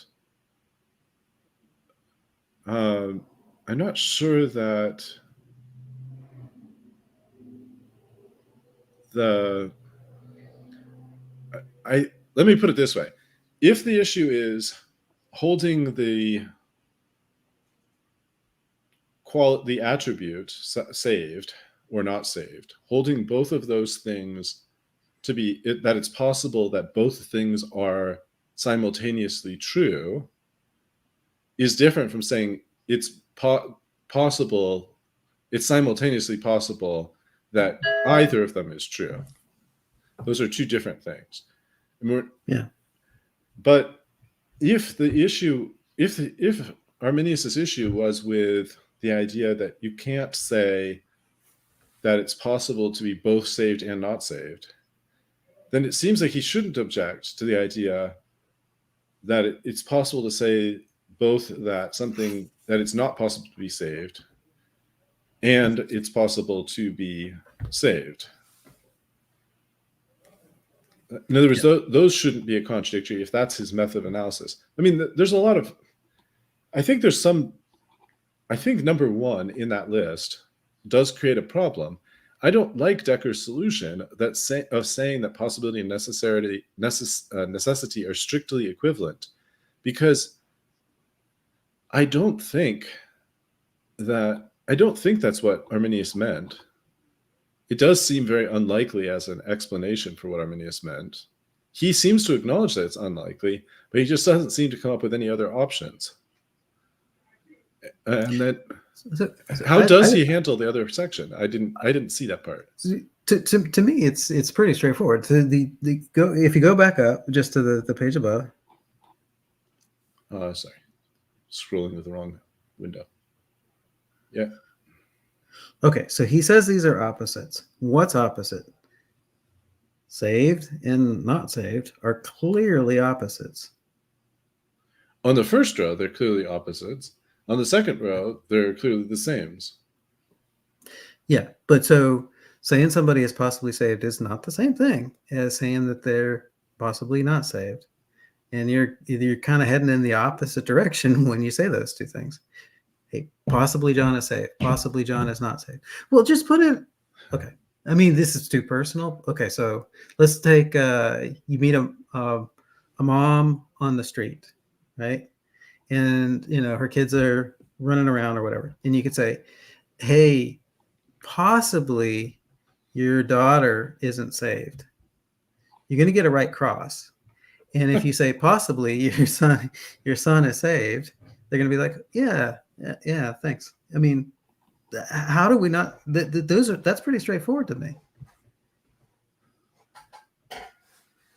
It seems like under the usual sense of possibility, in fact, the sense that allows Arminius to keep them in the same list later, under that sense, it seems like they're not enemies and that they can be held together.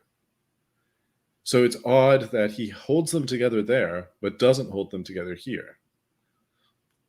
That's the puzzling difficulty. And I got you. I don't know if the solution, I wonder if the solution is perspectives that he's coming from, or if the solution is something else. So if Decker's paper had said Arminius was slightly unclear. That'd be Fine. less controversial. If Well, but he's saying Arminius was a determinist, and I'm like, wow. That is a fascinating point. So he says that possibility and necessity are strictly equivalent, which I just don't find that a very likely explanation for Arminius. But he says that this rule can be applied to the next section, which probably it could be applied to this section because there's no disharmony between on that point. And then he says certainty and necessity are equivalent, which again, I don't think he says that. He doesn't. But then go ahead. And then he's going to come down. Yeah, keep scrolling down a little bit, because then he's going to say, "Now I don't know what's going on at all." Like, or basically, keep going. So keep going. Okay, I think it's going to be about 8 and 9 where so go down one more page. Possibly saved. Oh yeah, here's the one. So this one, how does he handle this? Yeah, I think he just throws his hands up and says, I don't know what's going on. Okay, however, there is, however, a real question to be posed now. What did Arminius think of the relationship? Okay, keep going down. Wait, yeah, so he's just saying it's, here we reach an important point. The formulas used in the case of qua man and qua elect reprobate are inconsistent. How shall we account for this? We might say, keep going down.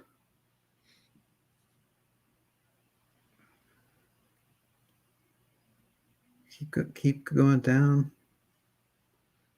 Well, I mean, in terms of his attempted resolution here is, I'll just pause here to say, he says that they're inconsistent.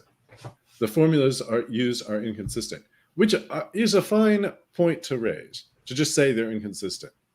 But the problem is, if he seems to have resolved the inconsistency in favor of the first formula, in specifically the way he's interpreted the first formula, and now the second one is somehow inconsistent. Yeah. Actually, go right up to the line above. This means that in strict sense, it's wrong to say that possibly saved and possibly not saved pertain to man qua man. like Arminius is telling you that's what he means. Okay, we have seen that the necessity of salvation can be deduced from the possibility, right? So that's determinism, if you ever seen one. So, and also the necessity of not salvation from the possibility of not salvation. This means that it is in strict sense wrong to say that possibly saved and possibly not saved pertain to a man qua man. So he's literally saying, yeah, Arminius is saying that, but he's wrong to say it because because of my logical deductions above. Yeah. So anyways, yeah, we should probably terminate it here. Yeah, I should wrap up. I got to wrap up. I got to get to other things. But yeah, it's been interesting. It's good to see. At the end of the day, I guess he does not get into like the definitions of can, possible, and those sorts of things in a way that's going to ferret out some of the underlying differences. So a lot of what he said, I think we could probably both agree on. And still at a different time and a different setting, put each other in headlocks. But it's interesting to see Arminius's breakdown in the way he analyzes necessity or possibility, impossibility, certainty, and those sorts of things. So, and I totally disagree. Arminius was not a determinist, but that could be for another day. But as far as my making a positive case, but in terms of defense, I think hopefully I've established that. Makes sense. I would find it a surprise if Arminius was meaning for this letter to be suggesting those conclusions. That it would be very surprising. I think to the point where we would expect to see other evidence of that in other works by Arminius. which makes me think that it's probably not the best explanation of what Arminius was trying to say. For Michelle's comment, he could be backsliding, of course, and I hope that's all that's happening. I don't know. And then Discerner's Pascal's determinism wager, act like you have libertarian free will, and either way you win. Either God determined you to do it, or libertarian free will is real. The problem with the application of that wager idea here is not necessarily the logic of it, although I have some questions about the logic of it. But usually there's a downside in a wager. In other words, why wouldn't you just act like you don't have libertarian free will? But the question is then, well, what does that mean when you act like you don't have libertarian free will? I think hidden behind it is, make choices or something like that. But anyway. Acting like I don't have libertarian free will sounds like going to sleep. So maybe I should get some rest. You need to act like that. Huh? All right. Well, I'll thank the rest of our commentators. Sure. Thanks to Jamie Russell Christian, Middle Earth, Michelle Cherie, KJV, Sola Scriptura 21,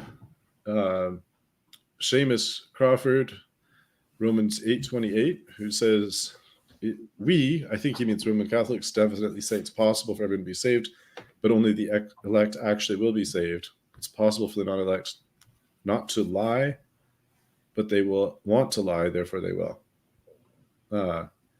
So I don't know how much there's a distinction between, I think they kind of eliminated the more, like the Jansenist party was kind of eliminated from Roman Catholicism, essentially. Thanks to yes, but yeah, right. But the Dominicans are alive and kicking. Yeah. So, anyways, let them fly under the radar for a while. The Jesuits are in power right now. Discerner, thank you to Discerner. Thank you to. I'm not really worried about the Dominicans. I think they're safe. But anyway, thanks to Jason Page and Patrick Brendan. And I'm going through the list. There's lots of repeat comments, which I appreciate. Just trying to make sure I don't miss anyone in the scroll. But I think I got everyone. I hope I didn't miss. Oh, the bark barks. And I know there was at least one more. I don't know if it was Fred or somebody else who showed up.